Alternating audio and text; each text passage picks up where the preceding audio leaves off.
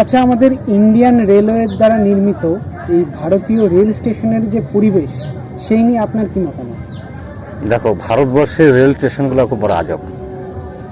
কিছু কিছু আমরা মানুষ তো, মানুষের কি কি দরকার? তিনটে জিনিস। সর্বপ্রথম বস্ত্র পরার জন্য, লজ্জা ঢাকার জন্য। তারপরে হচ্ছে আমাদের পেট, খাবারের জন্য।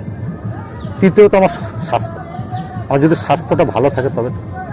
আর চতুর্থ আমার ঘর, আমার একটু মাথা গোজার মতন।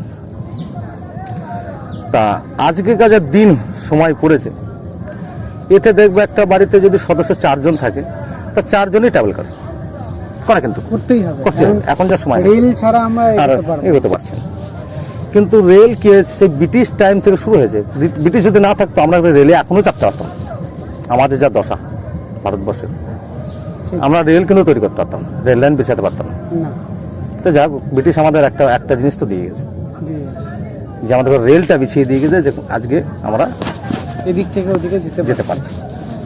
কিন্তু স্টেশনগুলোর কথা যখন তুমি বললে, তুমি দেখবা প্রত্যেক স্টেশনে চাওয়ালা, মুড়িওয়ালা, সব আয়লা আছে, কিন্তু মানুষের সব থেকে প্রয়োজনীয় জিনিসের একটা দোকান নেই।